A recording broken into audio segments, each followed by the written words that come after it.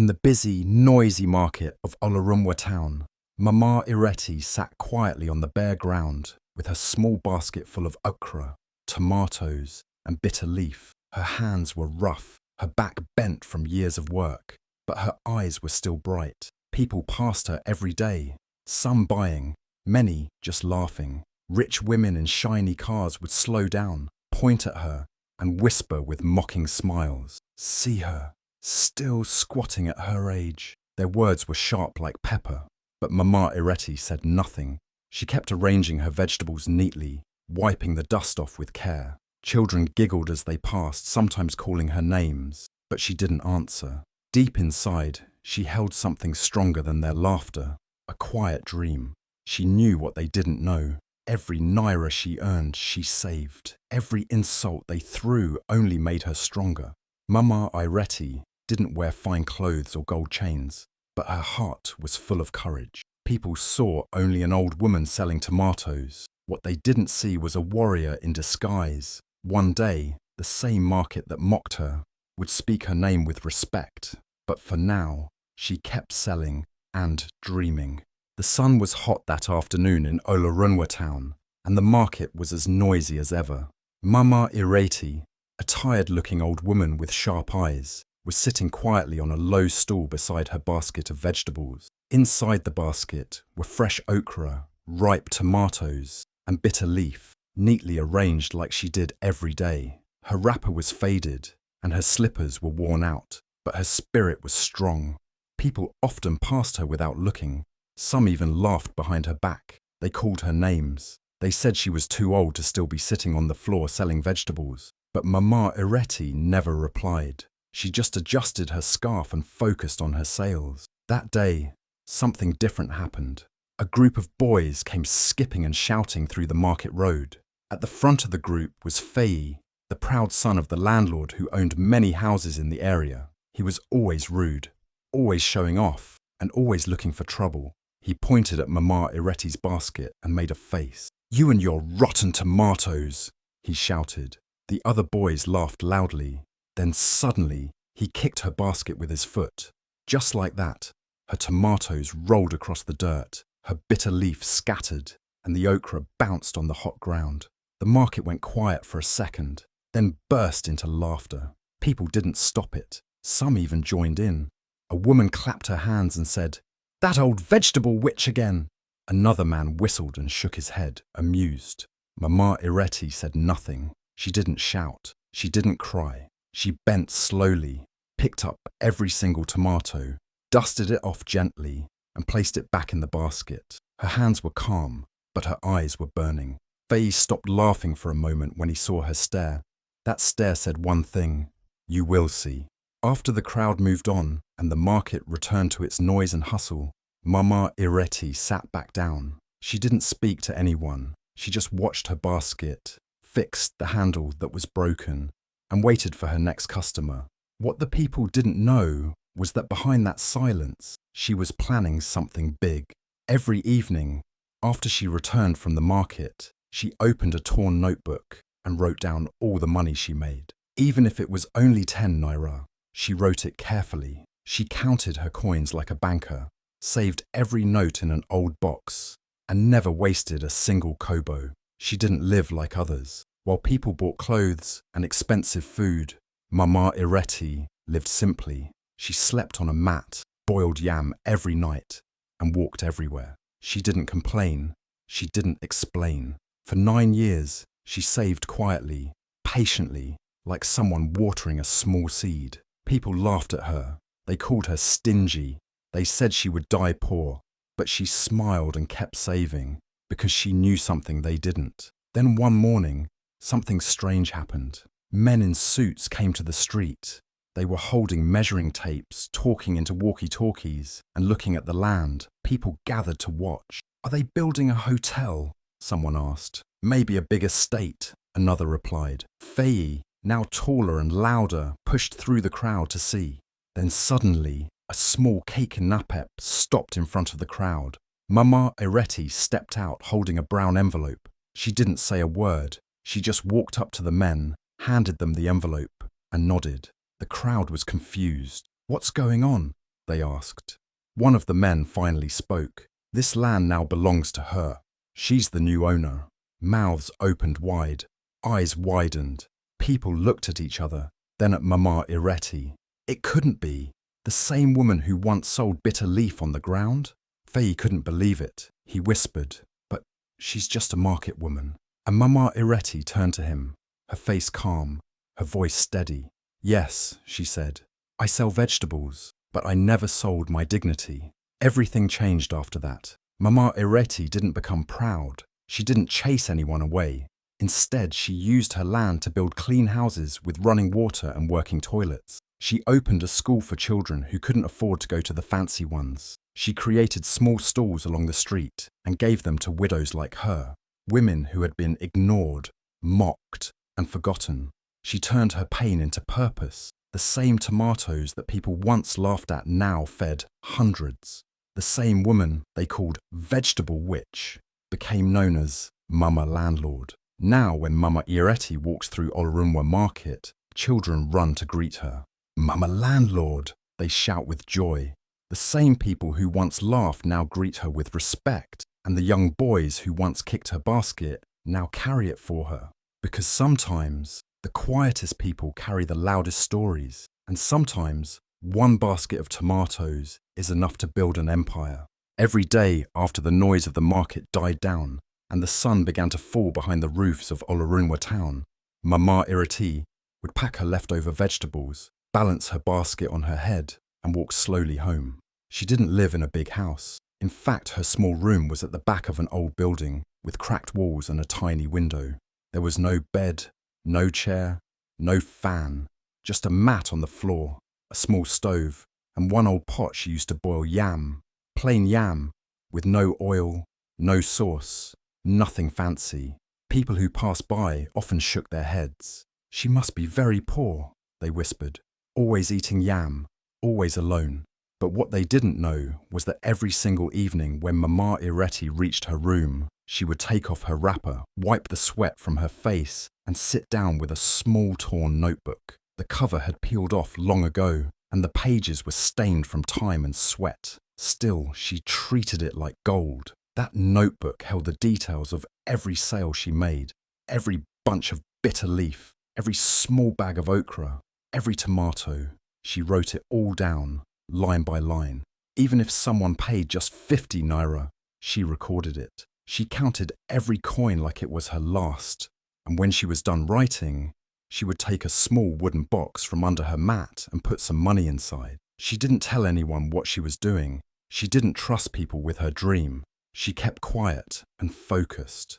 While others in the market bought new clothes or ate at food joints, Mama Ireti be saved. She never bought meat. She never took taxis. She never complained when rain soaked her goods or when heat made her dizzy. Even on days when she made very little, she still wrote it down, still saved something. 1 naira, 2 naira, 5 naira. Every coin mattered. She would look at her notebook and smile to herself. "It will grow," she whispered. And she did this not for 1 year or 2. For 9 full years, Mama Ireti followed the same routine. 9 years of sleeping on a mat. 9 years of eating only boiled yam. 9 years of ignoring the laughter, the gossip, the mockery. The market people called her stingy. Some said she had a curse. "Why is she suffering herself like this?" they asked. "What is she saving for? Her burial?" But she never answered them. She just smiled quietly and carried her basket like always, because deep inside her heart, she knew exactly what she was doing. She was planting a seed. Sometimes at night, when the street was silent, she would open the wooden box and look at her money. The notes were old, some even torn, but to her, they were beautiful. She would count them slowly, then close the box and whisper, "Not yet, but soon." That dream kept her alive, kept her strong. It was the reason she woke up early every morning, even when her legs were tired and her back ached. It was the reason she never gave up, even when customers insulted her or when boys kicked her basket for fun.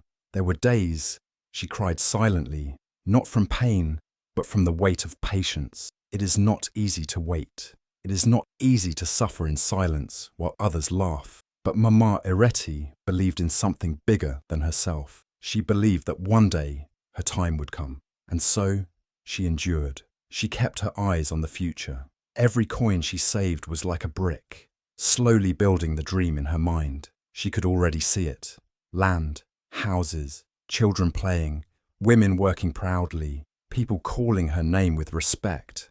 But nobody else saw it. To the people of Olorunwa, she was still just a market woman with a tired face and dirty nails. They didn't see the fire in her heart. They didn't see the strength behind her silence. They didn't know that she had quietly become one of the richest women in the town, not with gold or diamonds, but with discipline, patience, and vision.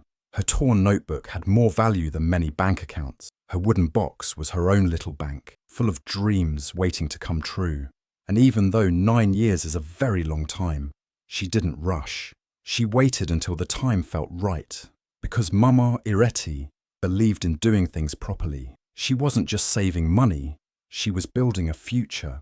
And when the day would finally come, the day when people would understand, when mouths would open in shock, when heads would bow in respect, she wanted to be ready. That's why every evening, even after a long day of sitting under the sun, she still picked up her pen, still opened her notebook, and still whispered to herself, one more step, one more coin, soon. And just like that, coin by coin, naira by naira, yam by yam, day by day, she kept walking toward a future that no one could see except her.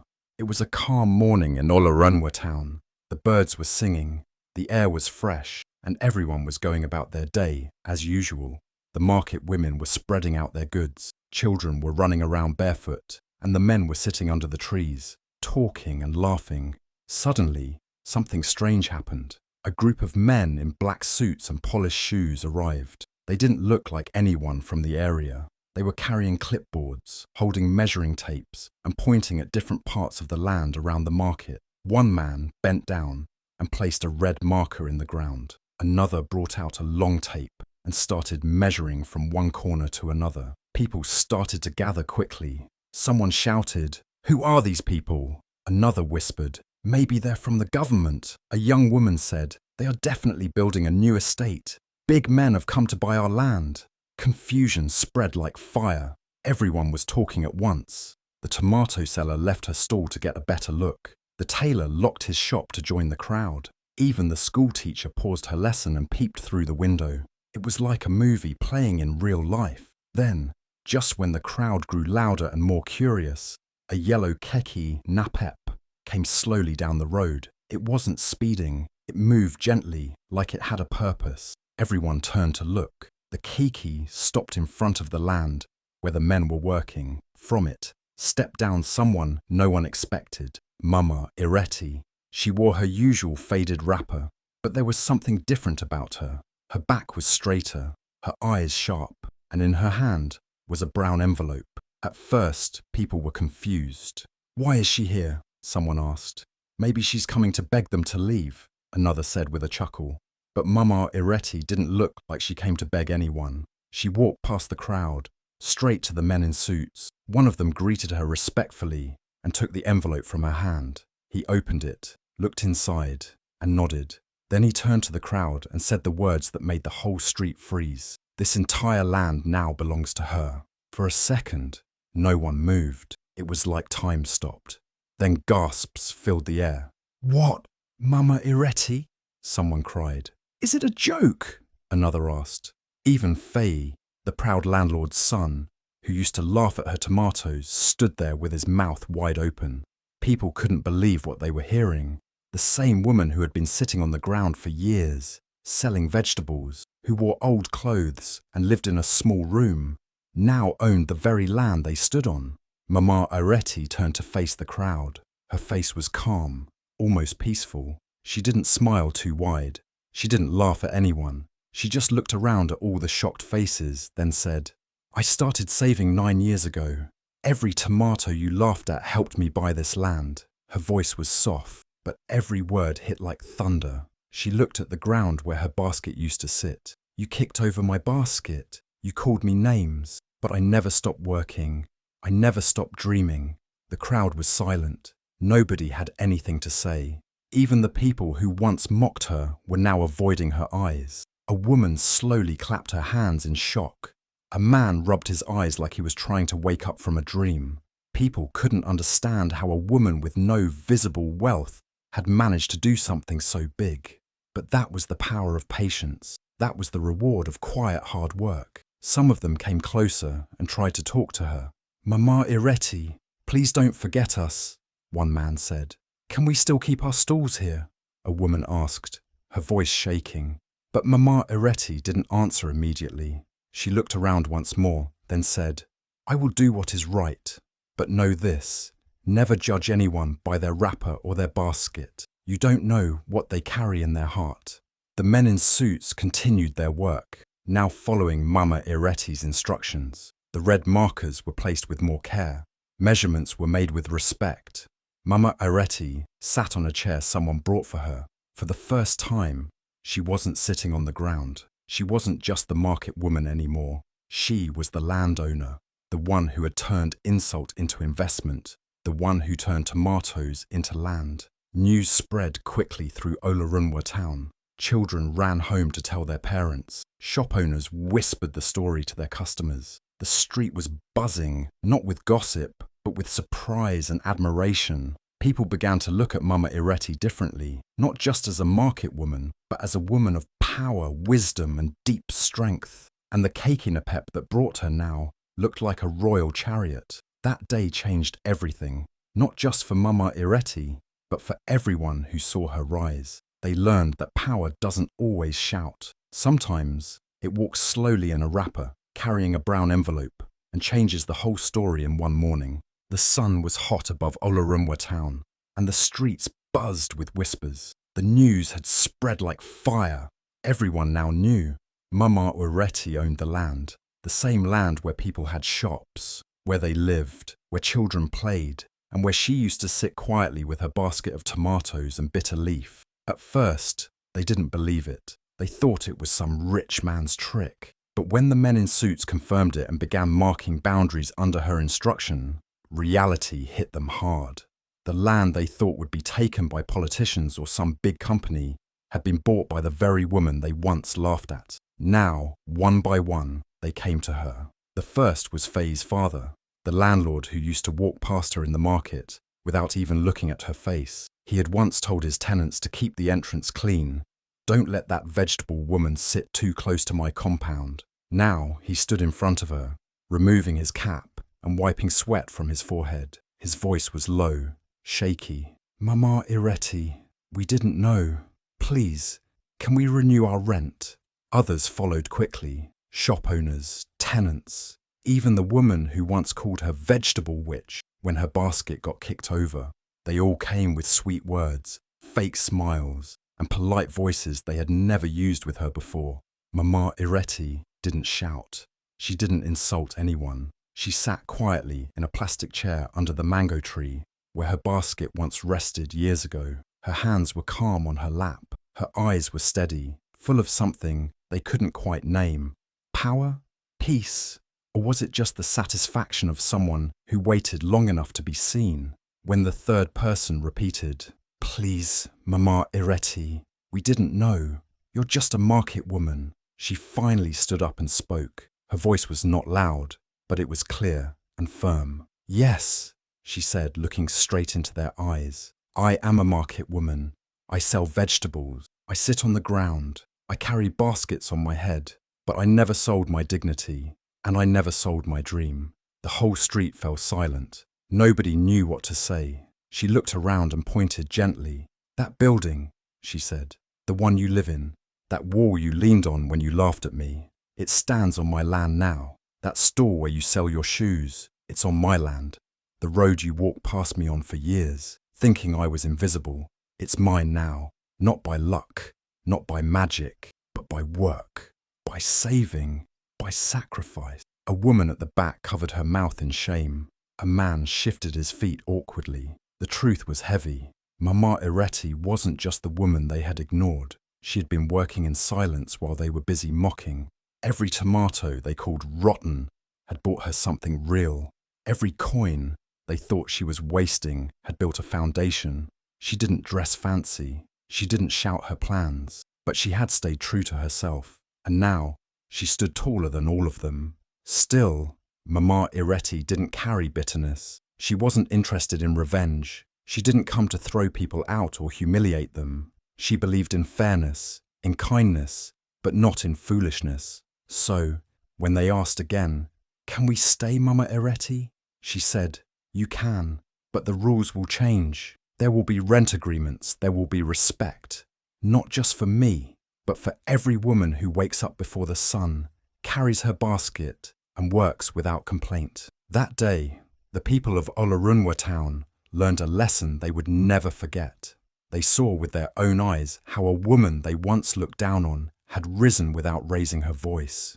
They realized that strength is not always loud, that success does not always wear fine clothes. Sometimes it comes quietly, with cracked heels and strong hands. Sometimes it sits under a mango tree and waits for the right moment to rise. Children who once ran past her without greeting now came to hug her.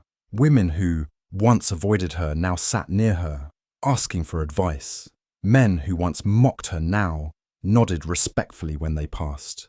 Mama Ireti had become more than a market woman. She had become a symbol, a reminder that nobody should be judged by where they start or how they look. And through it all, Mama Ireti stayed the same in many ways. She still wore her wrapper. She still tied her scarf the same way. She still walked through the market, greeted the other traders, and sometimes even helped a young girl arrange her pepper. But the people knew better now. They didn't laugh. They didn't whisper. They greeted her loudly, with pride. "Mama Landlord," they called her. And she would smile, not because she wanted praise, but because she had earned it. Behind that smile was a long journey. 9 years of boiled yam, a torn notebook, sleepless nights, and silent prayers. And now, the very people who once looked down on her came back to her, not because they had changed, but because the world had changed around her. And she, quietly and patiently, had built that world with her own hands. The same basket of tomatoes they once laughed at became the root of something powerful. After Mama Ireti bought the land, she didn't waste time showing the world what a market woman could do. First, she built clean, safe houses on the land, not just to make money, but to give people a decent place to live. No more leaking roofs or broken walls. Her tenants lived in comfort and dignity. Then she built a small school right next to the market so that children of traders and widows could learn without walking long distances. "No child should be left behind because their mother sells okra," she said with a smile. But she didn't stop there. She remembered all the widows who had once sat beside her on the ground, struggling to sell a few vegetables each day. Mama Ireti built neat, colourful stalls and gave them space to trade. No rent, no shouting, just support. "We rise together," she always said. Those women who were once invisible to the world now had a place, thanks to one woman's strength and vision. Now, when Mama Ireti walks through Olorunwa market, she doesn't carry her basket anymore, but everyone remembers it. Children run after her, shouting with joy, "Mama Landlord!" Traders wave. Even the ones who once mocked her bow their heads in respect. She walks slowly, not because she is old, but because she carries the weight of a story, of pain, patience, and power. The same tomatoes that once fell on the ground now built an empire, not from magic, but from the quiet hands of a woman who refused to give up. And now, everyone in Olorunwa town knows, behind every basket, there might just be a queen.